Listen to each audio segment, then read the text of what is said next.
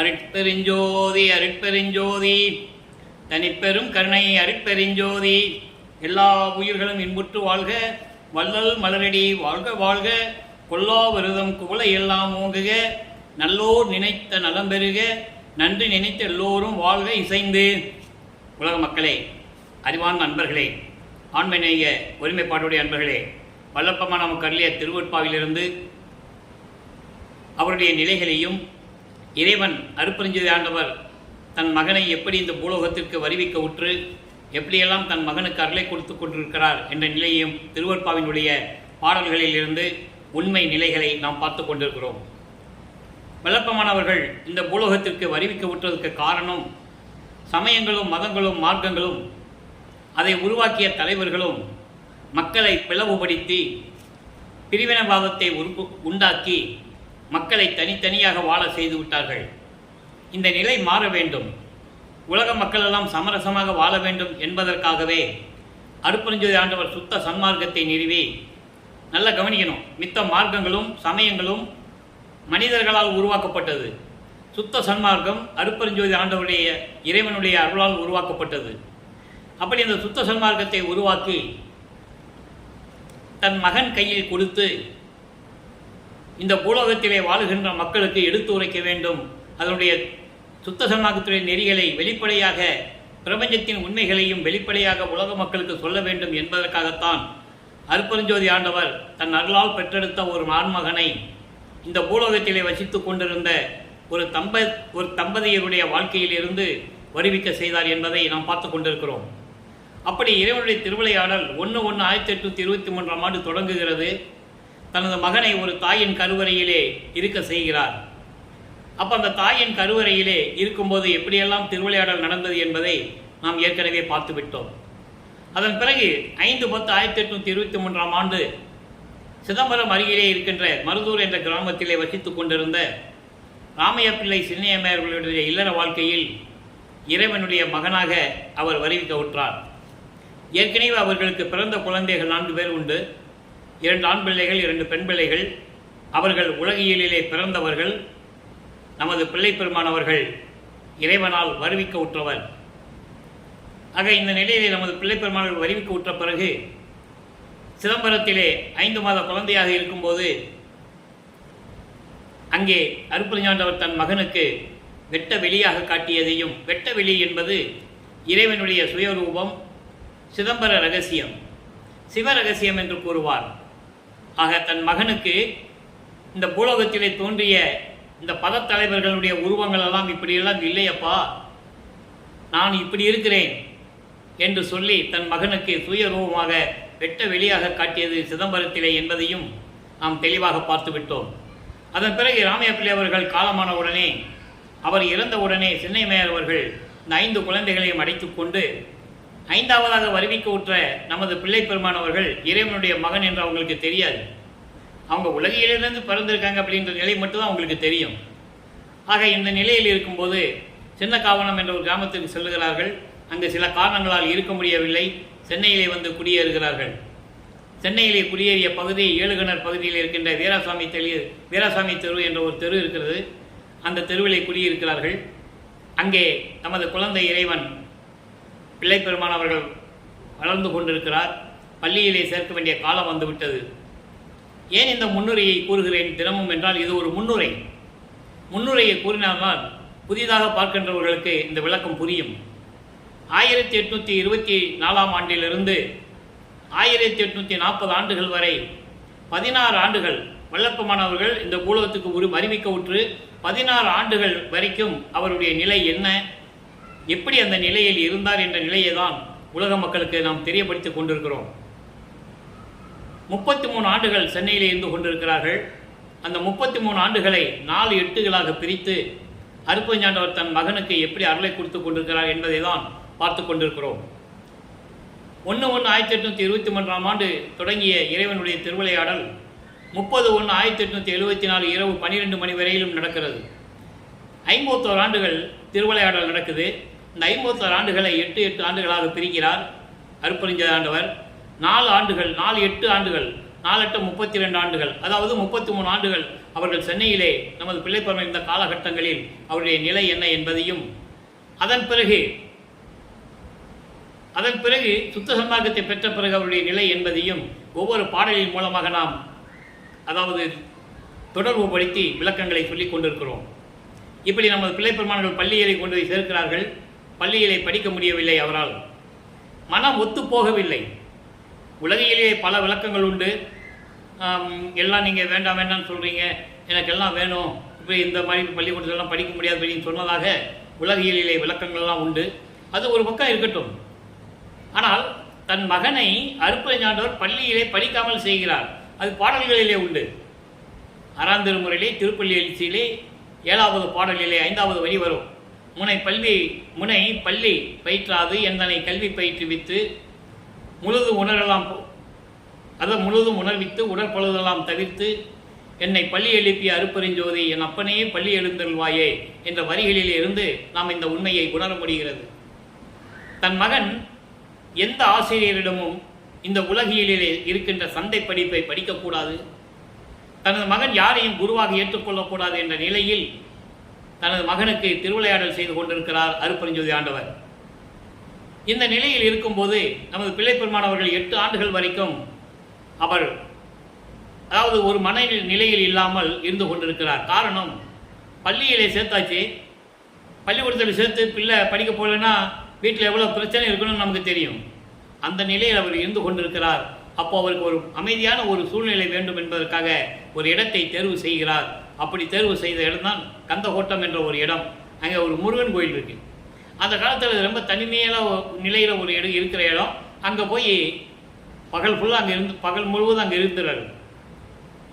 எல்லாம் தூங்கி எந்திரிக்கிறதுனால போயிடுவார். எல்லோரும் தூங்கின பிறகு தான் வீட்டுக்கு வருவார். வீட்டில் தேடுவாங்கல்ல, குழந்தைய காணான்னு தேடுறாங்க. அப்போது அந்த நிலையில் இருக்கும்போது அவருடைய மனநிலை எப்படி இருந்தது என்பதை நம்மளால் புரிந்து கொள்ள முடிகிறது. 9வது ஆண்டு தொடக்கத்தில், அதாவது 2வது எட்டில் இறைவன் அவர் முன் எழுந்தருளி, மகனே, நீ என் மகன், நீ என்னால் வருவிக்க உற்றவன், உன்னால் இந்த பூலோகத்தில் எனக்கு சில காரியங்கள் ஆக வேண்டியது இருக்கிறது. காரியங்கள் என்பது ஏதோ ஒரு நோக்கத்தை கொண்டு அந்த நோக்கத்தை செயல்படுத்துவது. அதனால் நீ அஞ்சாதே, உனக்கு முன்பருவம் பின்பருவம் காட்டி அருள் செய்வேன் என்று கூறுகிறார். முன்பருவம் பின்பருவம் என்பது அந்தந்த காலகட்டங்களில் உனக்கு அருள் செய்வேன் என்று கூறி ஞானத்தை பெற்றுக்கொள் மகனே என்று சொல்லி ஞானத்தை கொடுத்துவிட்டு மறைந்து விடுகிறார். நமது பிள்ளைப்பெருமானவர்கள் ஞானத்தை பெற்றுக்கொள்ளுகிறார்கள். பாடல்களை பாடுகின்ற ஆற்றல் வந்து விடுகிறது.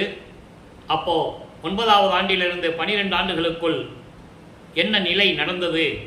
அவர் வருவிக்க உற்று 9வது ஆண்டிலிருந்து 12 ஆண்டுகளுக்குள். நான் ஏன் இதை கூறுகிறேன் என்றால், வளர்ப்பமான பற்றி கூறும்போது வயது பற்றி குறிப்பிடக்கூடாது. அவர் சாதாரண மனிதனாக பிறந்தவர் அல்ல, அவருக்கு வயதே கிடையாது. அவர் ஒவ்வொரு யுகத்திலேயும் இருந்தவர் என்பதை திருவிருப்பாவின் பாடல் மூலமாக நாம் ஏற்கனவே விளக்கமாக பார்த்திருக்கிறோம். அதனால்தான் வருவிக்க உற்ற ஆண்டிலிருந்து நான் கூறுவதுண்டு. இறைவனுக்கு ஏதாவது வயது உண்டா? இல்லையே. ஆனால் வளர்ப்பமானை சாதாரண மனிதனாக சித்தரித்தார்கள். இறுதி கட்டத்தில் துறவியாக சித்தரித்தார்கள்.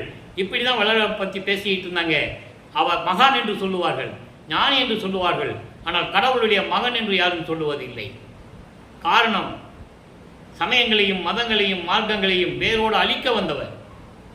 இதை யாராலும் மறுக்க முடியாது. திருவிருப்பா பாடலில் அவ்வளவு விளக்கங்கள் உண்டு. அதை சொல்வதற்கு மனம் இல்லாமல் துறவி என்று சொல்லிவிட்டார்கள். ஆக இந்த நிலையில் இருக்கும்போது அவர் 1ஆம் திருமுறை உருவாகிறது. சிவனேசவென்பார் என்ற பாடலிலிருந்து நாம் விளக்கங்களை பார்த்து கொண்டிருக்கிறோம். சிவனேசவென்பார் 100 பாடல்களை கொண்டது. அந்த பாடலுடைய விளக்கங்களை பார்த்து கொண்டிருக்கிறோம். பாருங்க. கற்று அறியேன் நின் அடிசீர் கற்றார் கலகத்தில் உற்று அறியேன், உண்மை உணர்ந்து அறியேன், சிற்றறிவேன், வன்செய் நேர் விழியார் மையல் ஆனேன், மையலினேன் மாதேவா என் செய்வேன் நின் அருள் இன்றேன் அப்படின்னு பாடல் கடினமாக இருந்தால் கூட இறைவன் கொடுத்த விளக்கம் மிகவும் எளிமையானது. கற்று அறியேன், இந்த உலகிலே உன்னால் வருவிக்க உற்று உன்னுடைய திருவடியின் அருளையும் புகழையும் என்னால் கற்று தெரிந்து கொள்ள முடியவில்லை. அதோடு மட்டுமல்லாமல் அப்படி கற்று தெரிந்தவர்கள் உன்னுடைய திருவடிகளினுடைய புகழையும் அருளையும் கற்று தெரிந்தவர்களுடைய கூட்டத்தில் சேரவும் எனக்கு வழி தெரியவில்லை. நல்ல கவனிக்கணும். உன்னுடைய அடியார் கூட்டத்தில் சேரவும் எனக்கு வழி தெரியவில்லை. உண்மை உணர்ந்து அறியேன். என்ன உண்மை, இந்த பிரபஞ்சத்தில் என்ன நடக்கிறது, என்ன உண்மைகள் என்று கூட எனக்கு தெரியவில்லை. சிற்று அறிவேன். அற்ப அறிவில் இருக்கின்ற இந்த சிறியவன், அற்ப அறிவு என்று சொல்லுவார். அற்ப அறிவில் இருக்கின்ற இந்த சிறியவன் தீமைகள் வரக்கூடிய மயக்கமும் மாயைகளும் இருக்கிறதே. அப்போ அது எப்படி சொல்றார் பாருங்க. நேர் விழியால் மையலினேன். அழகான கண்களை உடைய பெண்களை நேரே பார்க்கும்போது காமம் வந்துவிட்டால் எவ்வளவு தீமைகள் வரும் என்பதை நான் உணர்ந்திருக்கிறேன். அந்த நிலையில் இப்ப நான் இருந்து கொண்டிருக்கிறேன். ஆக அந்த நிலை மாற வேண்டும். மாதேவா, மகாதேவா, என் செய்வேன்? உன் அருள் கிடைக்கவில்லை என்றால் நான் எப்படி இந்த மாயைகளிலிருந்தும் மயக்கங்களிலிருந்தும் உலக விடயங்களிலிருந்தும் ஆணாசை, அதாவது பெண்ணாசை, பொன்னாசை, மண்ணாசை, இந்த ஆசைகளை சுமந்து கொண்டு எப்படி இருக்க முடியும் உன்னுடைய அருள் கிடைக்கவில்லை என்றால்? எனவே இந்த பூலோகத்தில் உன்னால் வருவிக்க விட்டு நான் எவ்வளவு துன்பங்களை அனுபவித்துக் கொண்டிருக்கிறேன். உன்னுடைய மகன் என்று சொல்லிவிட்டு மறைந்து விட்டாய். நான் இறைவனுடைய மகன் என்று நான் வெளியே யாரிடமும் சொல்லக்கூடாது என்றும் சொல்லிவிட்டாய். நான் படுகின்ற துன்பங்களை எல்லாம் நீக்க வேண்டுமே, நீங்கள் விரைவில் வந்து எனக்கு அருள வேண்டும், அருள்வாயாக என்ற நிலையை இந்த பாடலிலே நாம் பார்த்திருக்கிறோம். ஆக இந்த நிலையில் இருக்கும்போது 13வது ஆண்டு தொடக்கத்தில் நமது பிள்ளை பெருமான் அவர்கள் குடியிருந்த பகுதியிலிருந்து, அந்த ஏழுகணர் பகுதியிலிருந்து, இப்போ அது அந்த இடத்துக்கு வள்ளலார் நகர்னு சொல்லுவாங்க, அந்த பகுதியிலிருந்து திருவொற்றியூருக்கு நமது குழந்தை இறைவன் 13வது ஆண்டில் கால் வலிக்க நடந்து செல்லுகிறார். தியாகராஜனை வழிபடுவதற்காக மனம் தூண்டி விடுகிறது. அங்கே திருவொற்றியூருக்கு செல் என்று அந்த மனம் தூண்டி விடுகிறது. மனம் தூண்டி விடுகிறது என்று சொல்வதை விட அங்கே இறைவனுடைய திருவிளையாடல் நடக்குது. மனதை தூண்டி விடுகிறார். என் மகனை திருவொற்றியூருக்கு அழைத்து செல் என்று சொல்லுகிறார் இறைவன். ஆக அந்த மனதை தேற்றுகிறார். நெஞ்சை தேற்றல் என்ற பதிகத்திலிருந்து இன்றைய 4வது பாடல், பதிகம் 36, நெஞ்சை தேற்றல் 4வது பாடல். இப்போ முதலாக திருவொற்றியூருக்கு போகும்போது மனதை கூப்பிடுறார், மனசை கூப்பிடுறாரு, என் கூட வா, அங்கே என்ன நடக்குதுன்னு பார்க்கலாம் அப்படின்னு சொல்லி கூப்பிடுறாரு. இவங்க திருவொற்றியூருக்கு போகிறாங்க. அந்த நிலையில் பாருங்க. கல்லில் நெஞ்சற்பால் கலங்கள் என் நெஞ்சே, கருதி வேண்டியது இயாதது கேன்மோ, கருதி வேண்டியது இயாதது கேன்மோ, சொல்லில் ஓங்கிய சுந்தர பெருமான், சோலை சூழ் ஒற்றி தொன்னகர் பெருமான். இறைவனை பற்றி கூறுகிறார். அல்லில் ஓங்கிய கண்டத்து எம்பெருமான், அயனும் மாலும் நின்று அறிவரும் பெருமான், அயனும் மாலும் நின்று அறிவரும் பெருமான், வல்லை ஈகுவான், ஈகுவது எல்லாம் வாங்கி ஈகுவேன், வருதி என்னுடனே. பாடல். குழந்தை இறைவன் நல்லா பாருங்க, நினைச்சு பாருங்களேன், உடம்பெல்லாம் புல்லரிக்கும். இறைவனுடைய மகன் இந்த பூலோகத்தில் வந்துட்டு எப்படியெல்லாம் அவருடைய நிலை இருக்கிறது என்றதை நீங்கள் நினைச்சு பாருங்களேன். ஒரு நிமிஷம் மனசு அப்படியே புல்லரிக்கும். வெளியே யாருக்கையும் சொல்லவும் முடியாது இறைவனுடைய மகன். சைவ குலத்தில் பிறந்ததனால், சைவ குலத்திலிருந்து வருவிக்க உற்றதனால், சைவ சமயத்தின் தலைவனாகிய சிவபெருமானை ஏற்றுக்கொண்டு நமச்சிவாயா, சிவாய நம, ஓம் சிவாய என்ற நிலைகளில் மந்திரங்களை சொல்லி சரியை கிரியை யோகம் என்ற 12 நிலைகளில் இருந்து கொண்டிருக்கிறார். சரியை என்பது தன்னுடைய தலைவனை உருவகப்படுத்தி வழிபடுவது, உருவங்களை வழிபடுவது, அதே உருவங்களுக்கு வேள்வி வலுத்து மந்திரங்களை சொல்லி அபிஷேகம் செய்து ஆராதனை செய்து பாடுவது, அது கிரியை. யோக நிலையில் இருந்து கொண்டு பாடுவது. இந்த நிலைகளெல்லாம் 12 நிலைகள், ஒவ்வொன்றுக்கு 4 நிலைகள் உண்டு. இந்த 12 நிலைகளும் சமயங்களையும் மதங்களையும் மார்க்கங்களையும் சார்ந்தது. இப்போ சிவபெருமானை வழிபட்டு ஆகணும், அவர் காலத்தின் கட்டாயம். அப்பெல்லாம் இது பயனற்றது. நமச்சிவாயமும் சிவாயனமும் பயனற்றது என்று சொல்ல வேண்டும். ஏனென்றால் அது மக்களை பிரிவினை செய்யக்கூடிய ஒரு சக்தி என்று சொல்ல வேண்டும். நல்லா கவனிக்கணும். அதாவது ஆன்மீகம் என்பது வேறு, அவர்கள் தலைவனை நினைத்து வழிபடுவது வேறு. அது அவங்களுடைய சுதந்திரம், நம்ம போய் சொல்ல முடியாது, அவங்களுடைய சுதந்திரம். ஆக வழிபட்டாலும் கூட அங்கே பிரிவினை சக்தி இருக்கிறது. அப்போ அந்த காலகட்டங்களில் மேல் ஜாதி கீழ் ஜாதி ஜாதிகளிலே பிரிவினை உண்டு. கீழ் ஜாதிக்காரர் ரோட்டில் போகும்போது கூட, தெருவில் போகும்போது கூட செருப்பை கையில் எடுத்துக்கிட்டு இடுப்பை துண்டை இடுப்பில் கட்டிட்டு தான் போகணும். எல்லாருக்கும் தெரியும், இந்த புராணங்கள் வரலாறுகள் எல்லாருக்கும் தெரியும். இதை வெளிப்படையாக சொல்லி இதெல்லாம் இருக்கக்கூடாது, அடியோடு வேரோடு அழிக்க வேண்டும் என்ற நிலையில் உலக மக்களுக்கு தெரிவிக்க வந்தவர் தான் வள்ளல் பெருமான். அதே மாதிரி ஒவ்வொரு சமயங்களுக்கு வேறுபாடு உண்டு. இவன் சைவம், இவன் வைஷ்ணவம், இவன் கௌபாரம், இவன் சௌரம், இவன் காணாப்பத்தியம், இவன் சாகதம், இப்படி உண்டு. அதே மாதிரி இந்து மதங்களிலும் கூட, இந்து மதம், கிறிஸ்துவ மதம், இஸ்லாமிய மதம், யூத மதம், சமண மதம், எத்தனையோ மதங்கள், புத்த மதம், எத்தனையோ மதங்கள் உண்டு, மார்க்கங்களும் உண்டு. இது இறைவனுக்கு உகந்ததா? இல்லை. மனிதர்களாக உருவாக்கி விட்டார்கள், அதை அரசியலாக்கி விட்டார்கள் என்பதை நீங்கள் புரிந்து கொள்ள வேண்டும். ஆக இந்த நிலையில் இருக்கும்போது அவர் சொல்றார் பாருங்க, மனதிடம் சொல்லுகிறார், கல் போன்று இறுகிய இரக்கமே இல்லாத மனம் உடையவர்களிடம் போய் நின்று நீ கலங்காத மனமே. கல் போன்று இரக்கமே இல்லாத இறுகிய மனம் உடையவர்களிடம் போய் நீ கலங்கி நிற்காத. ஏன்? அவங்ககிட்ட போய் எதாவது கேட்டு வாங்க போறியா? அதான் கேட்கிறார், கருதி வேண்டியது ஏதாவது கேட்பினும் நீ நினைத்ததை பெற வேண்டும் என்பதற்காக அவங்ககிட்ட போய் கேட்டுட்டு நிற்கிறியா? அதெல்லாம் வேண்டாம், அப்படியெல்லாம் வேண்டாம். சொல்லில் ஓங்கிய சுந்தர பெருமான், பேரோடும் புகழோடும் விளங்கி கொண்டிருக்கின்ற, அழகாக விளங்கி கொண்டிருக்கின்ற சுந்தர பெருமான் எங்க இருக்கிறாரு? திருவொற்றியூரிலே சோலைகளும் பண்ணைகளும் நீர்நிலைகளும் சூழ்ந்த வளமான பகுதியில் இருக்கின்ற திருவொற்றியூரில் இருக்கின்ற இறைவன் தொன்னகர் பெருமான், பழமையான இறைவன். தொன்னகம் என்பது பழமையானது, பழமையானது என்பது ஏற்கனவே தோன்றிய இறைவன், பழமையான இறைவன். அள்ளில் ஓங்கிய, ஏன் பழமையான இறைவன் அங்கு சொன்னாரு அப்படின்னா, அதற்கப்புறம் எத்தனையோ பேர் மதங்களையும் சமயங்களையும் உருவாக்கி இவர்தான் கடவுள், இவர்தான் கடவுள் என்று பிரிவினை படித்து விட்டார்கள். அதனால் சிவபெருமானை தொன்னகர் பெருமான் என்று சொல்லுகிறார். பழமையான இறைவன், புதிதாக வந்தவன் அல்ல என்ற நிலையை மனதிடம் சொல்லுகிறார். மனதிடம் சொல்லுவது போல உலக மக்களுக்கு தெரிவிக்கிறார். நல்லா புரிஞ்சுக்கிட்டீங்க. அப்போ அள்ளில் ஓங்கிய கண்டத்து பெருமான், அள்ளில் ஓங்கிய கண்டம் என்பது ஏற்கனவே நான் இந்த வரிகளுக்கெல்லாம் ஏற்கனவே நிறைய விளக்கங்கள் கொடுத்திருக்கிறேன். இன்றும் பாடலில் வந்ததனால் அதை விளக்கத்தை சொல்ல நான் கடமைப்பட்டிருக்கிறேன்.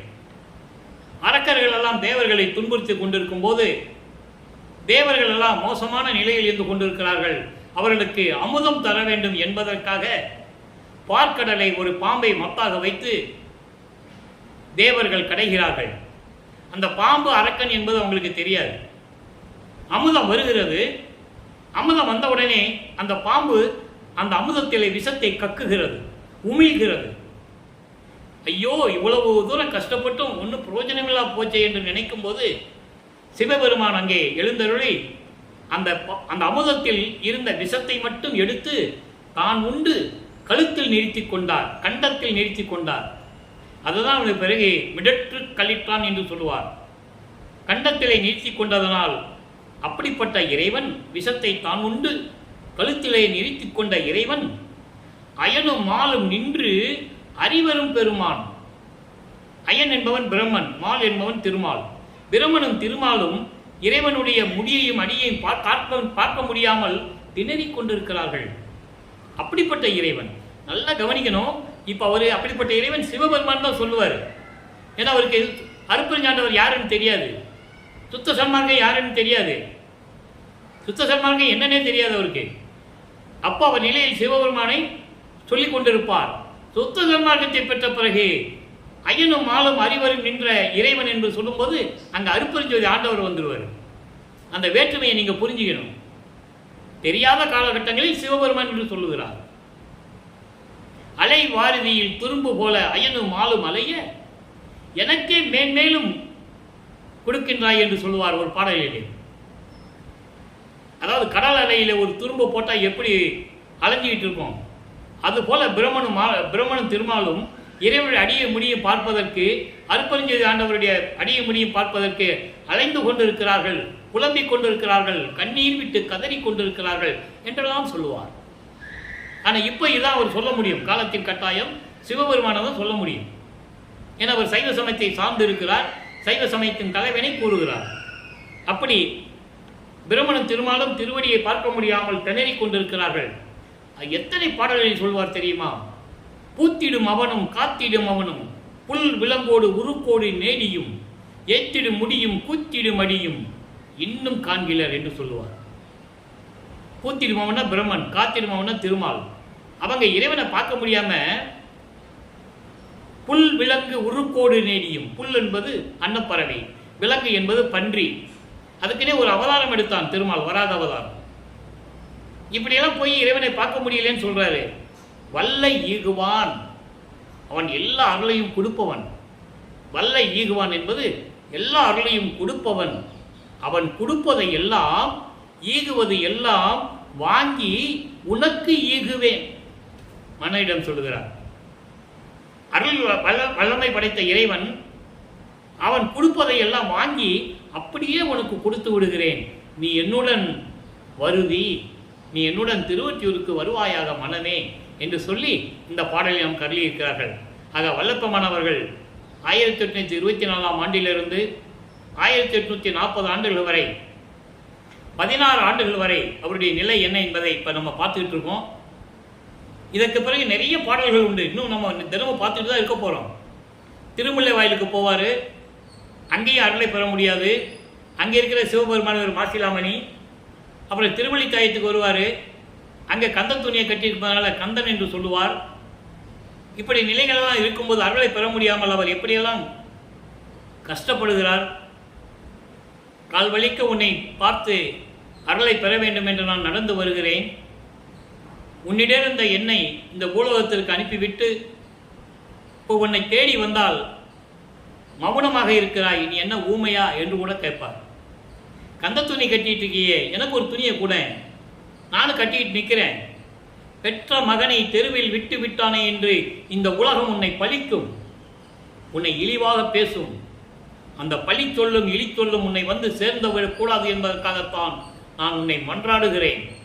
எனவே விரைவில் வந்து எனக்கு அருள்வாயாக என்றெல்லாம் கூறுவார். இப்படி 16 ஆண்டுகள் வரைக்கும் அவருடைய நிலை, இந்த நிலை தொடர்ந்து கொண்டிருக்கிறது. சரி, இப்போ சமயங்களையும் மதங்களையும் மார்க்கங்களையும் சார்ந்து கொண்டிருக்கிறார். இதே வல்லற்பமானுடைய நிலை சுத்த சன்மார்க்கத்தை பெற்ற பிறகு, சுத்த சன்மார்க்கம் என்பது நிறைய பேருக்கு இன்னும் விளக்கம் தெரியல. சுத்த சன்மார்க்கம் என்பது கொலையும் கொலையும் தவிர்த்த ஒரு நெறி மார்க்கம். உயிர்களை கொல்லக்கூடாது, அந்த உயிர்களை கொன்று அந்த நாறுகின்ற துர்நாற்றம் பிடித்த அந்த உடம்பை சமைத்து அதை உட்கொள்ளக்கூடாது, சமையல் பண்ணி சாப்பிடக்கூடாது.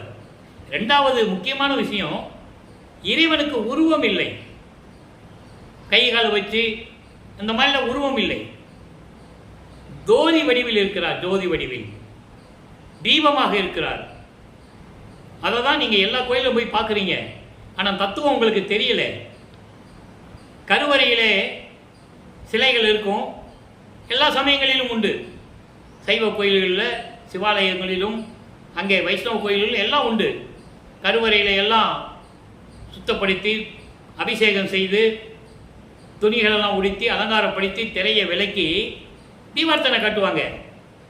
அதனுடைய ஒளியில் தான் அந்த முகத்தை நீங்கள் பார்க்க முடியும். ஆக அருட்பெருஞ்சோதி ஆண்டவரால் உருவாக்கப்பட்டவர்கள் அவர்கள் என்பதை விளக்குவதுதான் அந்த தீபம் என்பதை நீங்கள் புரிந்து கொள்ள வேண்டும். அதை மக்களுக்கு வெளியே யார் சொல்றதுனால யாருக்கு தெரியாது. நீங்கள் நினச்சிக்கணும், இனிமே தீபத்தை கட்டுறாங்களே அந்த தீபம் யாரு? அருட்பெருஞ்சோதி தான் நீங்கள் கும்பிடுறீங்க, ஜோதியை தானே கும்பிடுறீங்க. ஐயர் அப்படியே தூக்கிட்டே வருவார், நீங்கள் வரிசையாக நின்றுட்டு இருப்பீங்க, தீபார்த்தனை கொண்டு வந்துக்கிட்டே இருப்பார், நீங்கள் அந்த தீபத்தை தொட்டு தொட்டு கும்பிடுவீங்க, அந்தந்த சமயத்தின் தலைவனுடைய பேரை சொல்லுவீங்க. இல்லையா?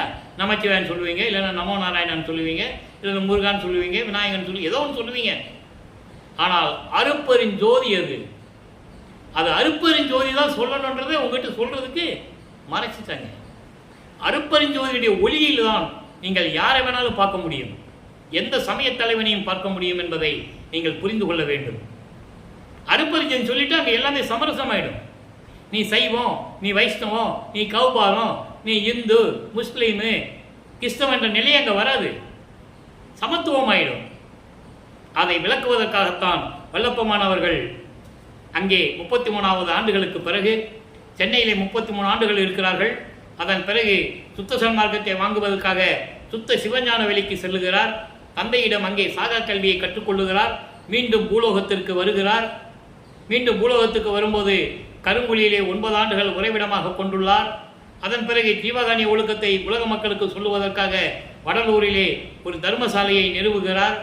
அங்கே அணை அடைப்பை மூட்டி உணவை சமைத்து பசியோடு வருகின்றவர்களுக்கு பசியாற்றி கொண்டிருக்கிறார். இன்னும் பசியாற்றி கொண்டிருக்கிறார் என்பதை இங்கே நான் பதிவு செய்ய கடமைப்பட்டிருக்கிறேன். அதன் பிறகு சித்தி வளாகம் செல்லுகிறார். அங்கே 3 ஆண்டுகள் இருக்கிறார் மேட்டுக்குப்பத்திலே. அதுதான் கிளைமேக்ஸ். இப்போ உண்மை கூறல் என்ற பதிகத்திலே சமயங்களில் இருக்கிற வரைக்கும் அவர் எப்படி இருந்தாருன்னு இப்போ நம்ம பார்த்துருக்கோம். அதுவும் 16 ஆண்டுகள் வரைக்கும் தான் பார்த்துருக்கோம்.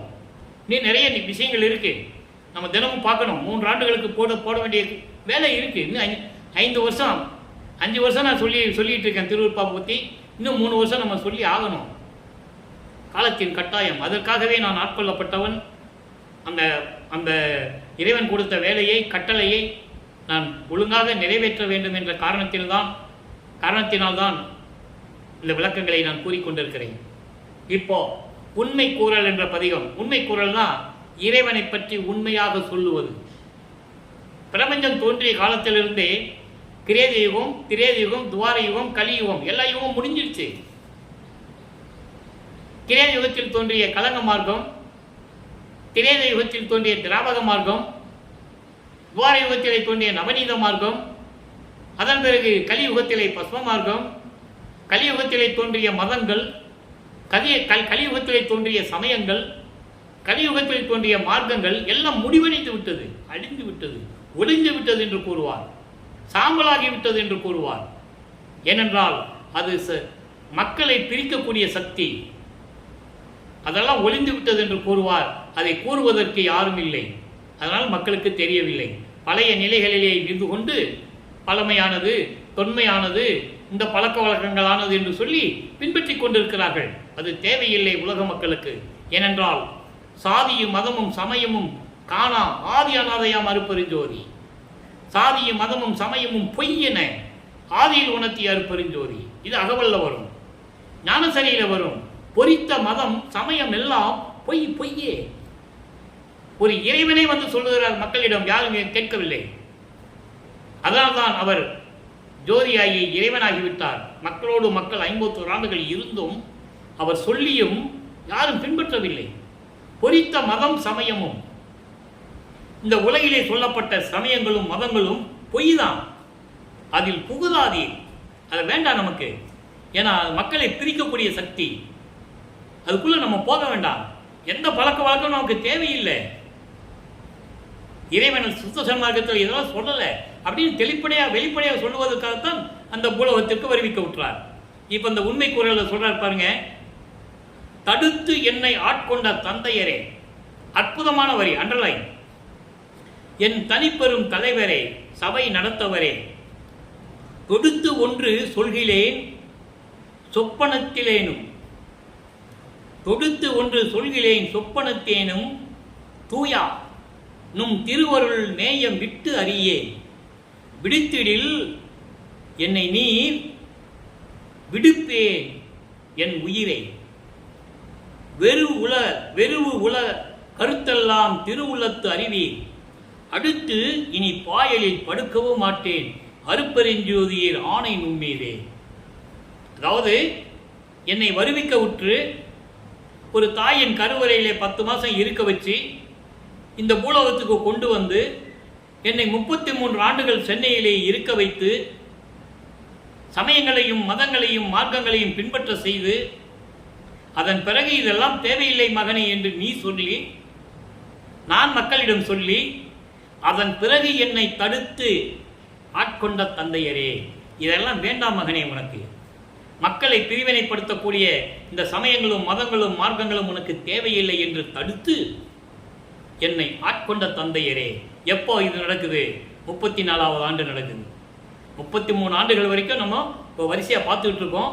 சுத்த சன்மார்க்கம் இந்த மாதிரி 34வது ஆண்டிலே சுத்த சன்மார்க்கத்தை கொடுக்கும்போது சொல்கிறாரு, மகனே, உன்னை இருக்க வச்சது நான் தான், உன்னை சொல்ல வச்சது நான் தான், உன்னை சிவபெருமானை பற்றி பாட சொன்னது நான் தான். இனிமேல் உனக்கு தேவையில்லை, உனக்கு திருநீரும் தேவையில்லை, உத்திராட்ச கோட்டையும் தேவையில்லை, உத்திராட்ச மணியும் தேவையில்லை, எதுவுமே தேவையில்லை உனக்கு. மக்களிடம் சொல்லிவிடு, இது பயனற்றது, இனிமேல் இது தேவையில்லை என்று சொல்லிவிடு என்று சொல்லுகிறார் பாடலிலே. அதை தான் இங்கே சொல்றாரே, தடுத்து என்னை ஆட்கொண்ட தந்தையரே, என் தனிப்பெரும் தலைவரே, சுத்த சன்மார்க்கம், ஒப்பற்ற சன்மார்க்கம், அப்படிப்பட்ட சுத்த சன்மார்க்கத்தின் தலைவனே, சபை நடத்தவரே, சத்திய ஞான சபையில் இருந்து கொண்டு திருவிளையாடல் செய்து கொண்டு அருள்நடனம் செய்து கொண்டிருக்கின்ற இந்த பிரபஞ்சத்தை இயக்கிக் கொண்டிருக்கின்ற இறைவனே. ஏன்னா இதுக்கு முன்னால் இயக்கியது யாரு? பிரம்மன், திருமால், ருத்திரன், மகேஸ்வரன், சதாசிவம். அவங்க ஆயுள் காலம் முடிந்த உடனே, ஆயுள் காலம் என்பது அந்த அருளுடைய நடக்கக்கூடிய அந்த காலம், இதெல்லாம் முடிந்த பிறகு அவர்களிடம் இந்த பதவியெல்லாம் பறித்து தான் வைத்துக் கொண்டிருக்கிறார் அருட்பெருஞ்சோதி ஆண்டவர். காரணம், தன் மகனிடம் கொடுக்க வேண்டும், தன் மகனிடம் கொடுத்து பிரபஞ்சத்தை இயக்கி என்று சொல்ல வேண்டும். 5 தொழில்களையும் செய்து கொண்டு ஆக்கி அழித்தல் முதலாம் தொழில் ஓர் 5ஐயும் தேக்கி அமுது நீ செய் என்றான், தூக்கி எடுத்தான் அனைத்தான் சிற்றம்பலத்தன் என்னன்கோ. தெளிவா சொல்லுவார். இப்ப யார் பிரபஞ்சத்தை இயக்குறது? நம்மளை படைச்சது யாரு? வல்லற்பெருமான். பிரம்மன் திருமாலாம் முடிஞ்சு போச்சு. இப்போ வல்லற்பெருமான் தான் எல்லாம் பண்ணிட்டு இருக்கிறாரு. இதை மக்கள்கிட்ட சொல்லணும்ல, யாரும் சொல்லலை. அவரே சொல்றாரு, நான் தான் பிரபஞ்சத்தை இயக்கிட்டு இருக்கேன்னு. ஆக அப்படிப்பட்ட இறைவனே, தொடுத்து ஒன்று சொல்கிறே சொப்பனத்தினுமே, கற்பனையாகவோ கதையாகவோ வேண்டுமென்றோ கனவில் கூட நான் ஒன்றை தவிர எதையும் சொல்ல மாட்டேன். தூயா புனிதமான இறைவனே, உன் திருவருள் நேயம் விட்டு அறியேன். உன்னுடைய அருள் புகழையும் திருவருளையும் நான் எப்படி விட்டுட்டு வருவேன்? வேற என்ன தெரியும் எனக்கு? உன்னை மட்டும்தான் தெரியும். என்றே மெய்கண்ட நான் மற்ற பொய் கண்ட தெய்வங்களை மேவுவேனோ சொல்லுவார். அற்புதமாக சொல்லுவார். அதோடு மட்டுமா, என்றும் என் நாவால் உரைக்க மாட்டேன் சிறு தெய்வ நாமங்களை. உன்னை தவிர பூரா சிறு தெய்வங்கள், அருளற்றவர்கள், கர்ம சித்தியும் யோக சித்தியிலும் வந்தவர்கள். உன்னை விட்டு நான் எப்படி அவங்க கிட்ட போவேன் எல்லாம் சொல்லுவார். நிறைய பாடல்கள் விளக்கங்கள் உண்டு. அப்புறம், விடுத்திடில் என்னை நீ விலக்கி வைத்தால் நான் உயிரை விட்டு விடுவேன். நீ வந்து என்னை விலக்கி வைத்து விட்டால், ஒதுக்கினால் நான் உயிரை விட்டு விடுவேன். வெறுவுல கருத்தெல்லாம் திருவுளத்து அறிவீர். என் உள்ளத்தில் இருக்கின்ற துன்பங்களும் துயரங்களும் எண்ணங்களும் எல்லாமே நீ உன்னுடைய திருவுள்ளம் அறியும். நீங்கள் அறிந்து கொண்டிருக்கிறீர்கள். நீங்கள் வருகிற வரைக்கும் நான் பாயை விரித்து படுக்க மாட்டேன். இந்த பூலோகத்திற்கு நீ வரணும். என் அம்மை சிவகாமி வள்ளியோடு மட்டும் நீ மகிழ்வோடு இருந்து கொண்டிருக்கிறாய். பாடல் உண்டு, சொல்லுவாரு, மகனை பார்ப்பதற்கு உனக்கு மனம் இல்லை. நீ விரைவில் வந்து பூலோகத்திற்கு வந்து எனக்கு அருள் செய்ய வேண்டும். அருட்பெருஞ்சோதி ஆண்டவரே, இது நுண்மீன் ஆணை, உன் மீது சத்தியம். விரைவில் வந்து பூலோகத்திற்கு வந்து எனக்கு அருளை கொடுக்க வேண்டும் என்று கூறுகிறார். சொல்லிட்டாரா? அப்போ இறைவன் வரணும்ல, மகனை தேடி வர்றார். அப்போ இறைவனிலிருந்து பெற்றுக்கொண்டதை ஆனந்தமாக சொல்றார். அதை ஆனந்த அனுபவம் என்ற தலைப்பிலே 69வது பதிகம் 6ஆம் திருமுறையிலே 4வது பாடல். 2ஆம் திருமுறையிலே பார்த்த 36வது பதிகத்தினுடைய 4வது பாடலுக்கு 6ஆம் திருமுறையிலே 36வது பதிகத்தில் இருக்கின்ற உண்மை கூறல்ல 4வது பாடலுக்கு விளக்கணமாக ஒப்பிட்டு பார்த்தோம். சமயங்களில் இருக்கும்போது எப்படி இருக்கிறாரு, சுத்த சன்மார்க்கத்தை வாங்கின பிறகு எப்படி சொல்றாரு, இப்போ ஆனந்த அனுபவம் எப்படி சொல்றாரு? அவங்க அப்பா பார்த்து, கொள்ளை என இன்பம் கொடுத்தாய், நினது பிள்ளை என எற்கு பெயரிட்டாய், நினது பிள்ளை என எற்கு பெயரிட்டாய், தெல் அமுதம் அளித்தாய். சன்மரச சன்மார்க்க சங்கத்தே வைத்தாய், எந்தாய் கருணை இது சொல்லிட்டாரா? இதுக்கு மேல விளக்கம் சொல்ல முடியாது. அதாவது சமயங்களும் மதங்களும் மார்க்கங்களும் மக்களை பிரிவினை செய்து கொண்டிருக்கின்றன, வேறுபடுத்திக் கொண்டிருக்கின்றன. இன்றைய சூழலில் இது தேவையில்லை. மக்களுக்கு மக்கள் சமரசமாக வாழ வேண்டும். அப்ப சொல்றாரு உங்க அப்பா கிட்ட, கொள்ளை என இன்பம் கொடுத்தாய். எவ்வளவு அளவே இல்லை, அவ்வளவு கொடுத்துட்ட பேரின்பத்தை, அவ்வளவு பேரின்பத்தையும் நீ எனக்கு கொடுத்துட்ட. அதான் சொல்லுவாரு சச்சிதானந்த அனுபவம் என்று சொல்லுவார். சில இடங்களில் சச்சிதானந்தம் என்று சொல்லுவார். அவ்வளவு இன்பத்தை, பேரின்பத்தை எனக்கு கொடுத்து விட்டாய். உனது பிள்ளைக்கு, உனது மகனுக்கு செல்வப்பிள்ளை என்று நீ பெயரிட்டாய். நான் ஏற்கனவே சொல்லியிருக்கேன், அவருக்கு முதலிலே அருப்பஞ்சாண்டவர் தன் அருளால் ஒரு ஆணுமகனை பெற்றெடுத்து அவருக்கு செல்வப்பிள்ளை என்று பெயரிட்டு அங்கே விண்ணுலகத்திலே சுத்த சிவஞான வெளியிலே தங்கத்தாலும் பவளத்தாலும் வைடூரியங்களாலும் மாணிக்கத்தாலும் அலங்கரிக்கப்பட்ட தொட்டிலே சீராட்டி பாராட்டி அருளமுதம் ஊட்டி வளர்த்து கொண்டிருக்கிறார்.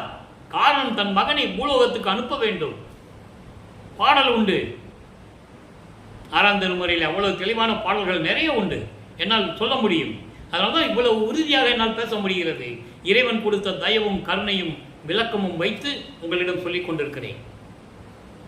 இங்க அப்படி வளர்த்துக்கிட்டு இருந்த நீ என்ன இந்த பூலோகத்துக்கு அனுப்பின ஒரு செவிலி தாயிட்ட கொடுத்துட்ட. அவ என்ன பண்ணா, கிழிஞ்ச துணியில தொட்டில் கட்டி என்ன அந்த கிழிஞ்ச துணியில போட்டா. நான் அழுதாலும் வர்றதில்லை, பசிக்கு அழுதாலும் பால் கொடுக்கறது இல்லை, இப்படியெல்லாம் சொல்லுவார். அற்புதமான நிகழ்வுகளாக இருக்கு திருவருட்பாவில். நல்லப்பெருமான் சாதாரணமாக பிறந்தவர் அல்ல, அவர் மனிதன் அல்ல, ஞானி அல்ல, துறவி அல்ல, இறைவனுடைய மகன் என்பதை நீங்கள் புரிந்து கொள்ள வேண்டும். இறைவனுடைய மகனாகவே வருவிக்க உற்றவர். திருவிளையாடலினால் உலக மக்களிடையே 51 ஆண்டுகள் உலாவிக் கொண்டிருக்கிறார், சுத்த சன்மார்க்கத்தை சொல்ல வேண்டும் என்பதற்காக. ஆக கொள்ளை என இன்பம் கொடுத்தாய், எனது பிள்ளை என எனக்கு செல்வ பிள்ளை என பெயரிட்டாய், தெல்ல அமுதம் கொடுத்தாய். அவர் அமுதம் உண்டவர், மதிமண்டலத்து அமுதம். பசின்னு வந்துச்சுன்னா உடனே மதிமண்டலம், அங்கிருந்து உள்நாக்கு வழி அமுதம் சுரக்கம் இருக்கு.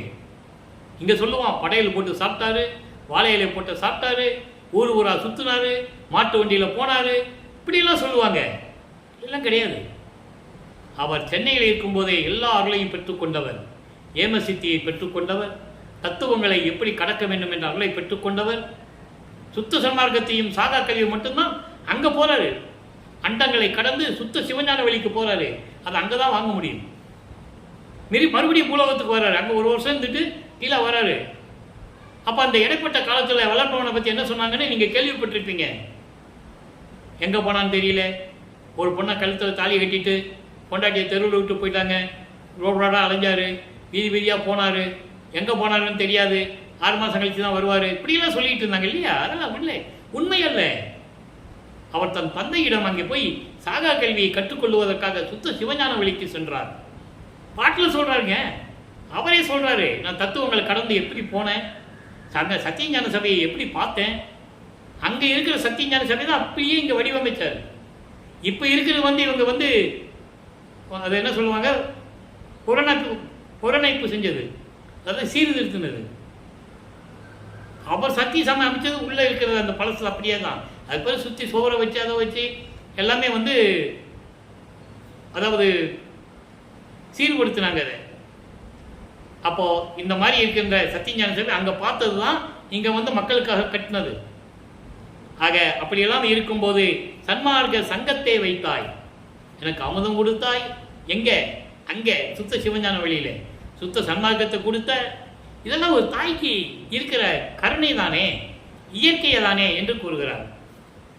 அடுத்து ஒரு சின்ன விளக்கம் தர வேண்டியிருக்கு, நேரம் கடந்து கொண்டிருக்கிறது. சில விளக்கங்கள் பேச பேச வந்துகிட்டே இருக்கும், நான் தான் கட்டுப்படுத்திக்கிட்டு இருக்கேன். 112வது பதிகம் மெய்யருள் வியப்பு 84வது பாடல். இரவும் பகலும் என்னை காத்து உள் இருக்கும் இறைவனே, இரவும் பகலும் என்னை காத்து கொண்டிருக்கின்ற இறைவனே. அங்க எப்படி சொல்லுவாரு, சென்னையில நீ வரமாட்டேன்ற, அருளை கொடுக்க மாட்டேன்ற, நான் தெருவா சுத்திட்டு இருக்கேன் உன்னை நினைச்சு, அப்படிலாம் சொல்லுவார். இங்கே இரவும் பகலும் என்னை காத்து கொண்டிருக்கின்ற இறைவனே, எல்லா உலகமும் புகழ என்னை மேல்நிலை ஏற்றும் இறைவனே. எல்லா உலகங்களும் என்னை போற்றிக் கொண்டிருக்கின்றன, வணங்கி கொண்டிருக்கின்றன. பிரமன் திருமாலாம் டெய்லி வணங்கணும். வல்லற்பெருமானை வந்து பாட்டில் இருக்கு, விளக்கங்கள் இருக்கு. யார் சொன்னது? யாரும் சொல்லலை. வல்லற்பெருமானை பற்றி ஒரே ஒரு வரி தான் சொன்னாங்க, பசிக்கு சோறு போட சொன்னார், முடிஞ்சு போச்சுன்ட்டு. அப்படி அல்ல. பிரம்மன் திருமாலாம் வந்து இவரை வணங்க வேண்டும். தேவர்கள்லாம் வந்து இவரை தினமும் வர வேண்டும், வந்து வணங்க வேண்டும். நாளைக்கு என்ன வேலை செய்யணும்னு சொல்லி கேட்டு போகணும். நாளைக்கு எங்களுக்கு ஏதாவது வேலை இருக்கா, நான் என்ன வேலை செய்யணும் வந்து கேட்கணும். இந்த நிலை இருக்கிறது, இந்த விளக்கம் இருக்கிறது திருவருட்பாவிலே. ஆக எல்லா உலகம் புகழ என்னை மேலேற்றிய இறைவனே, கரவு நினையாது எனக்கு மெய்மை காட்டும் துணைவனே. கரவு நினையாது, என்னிடம் பேதம் பார்க்காது, சூழ்ச்சி செய்யாது, சூது இல்லாமல் எனக்கு பிரபஞ்சத்தின் உண்மையை காட்டக்கூடிய இறைவனே, மெய்மை பிரபஞ்சத்தின் உண்மையை காட்டக்கூடிய இறைவனே, கலித்து என்னையும் சன்மார்க்கத்தில் நாட்டும் துணைவனே, பேரன்போடு மகிழ்வோடு என்னை சுத்த சன்மார்க்கத்தில் இணைத்து என்னை வழிநடத்தி கொண்டிருக்கின்ற இறைவனே என்று கூறுகிறார். எனவே வல்லப்பமானவர்கள் உலக மக்களெல்லாம் சமரசமாக வாழ வேண்டும். பிரிவினை என்ற ஒரு சிக்கலிலே மாட்டிவிடக்கூடாது. பல பேர் பல விதமாக சொல்லுவாங்க. எதுலேயும் மாட்டாமல், சிக்கலில் மாட்டாமல், துன்பங்கள் துயரங்கள் இல்லாமல் சமரச சுத்த சன்மார்க்கத்தில் இருந்துக்கிட்டு சைவ நெறியில் இருந்து கொண்டு தீப வழிபாடு செய்து ஒளி வழிபாடு செய்து இறைவனுடைய அருளையெல்லாம் பெற்றுக்கொண்டு அருப்பெருஞ்சோதி அருப்பெருஞ்சோதி தனிப்பெருங்கனை அருப்பெருஞ்ச மகாமந்திரத்தை சொல்லி, அதுதான் பிரிவினை இல்லாத மந்திரம், மகாமந்திரம். நீ நமச்சிவாயன்னு சொன்னால் பக்கத்தில் இருக்கிற வைஷ்ணவர் என்ன பண்ணுவார்? ஓம் நம நாராயணன் போட்டிக்கு சொல்லுவார். கௌபார சமயத்தில் பக்கத்தில் ஆள் இருந்தால் என்ன தேவ், இதெல்லாம் சொல்லாதப்பா, ஓம் முருகன் சொல்லுவாங்க. ஆனால் சுத்த சன்மார்க்கத்தில் அது இல்லை. ஒரே மந்திரம், அருட்பெருஞ்சோதி அருட்பெருஞ்சோதி தனிப்பெருங்கருணை அருட்பெருஞ்சோதி. மகாமந்திரத்தை சொல்லி இறைவனுடைய அருளையும் செல்வங்களையெல்லாம் பெற்று இந்த வையகத்திலே நீங்கள் வாழ்வாங்க வாழ வேண்டும், நோயற்ற வாழ்வில் வாழ வேண்டும் என்று இறைவனுடைய தயவோடையும் கருணையோடையும் வாழ்த்தி வணங்கி இந்த வள்ளலார் ஒளியன் விடைபெறுகிறேன். மீண்டும் நாளை சந்திப்போம். நன்றி, வணக்கம். நாளையும் நிறைய விளக்கங்கள் வரும். கேட்டு மகிழ்ந்து உண்மை நிலையை அறிந்து மக்கள் ஒற்றுமையாக நீங்கள் வாழ கற்றுக்கொள்ளுங்கள்.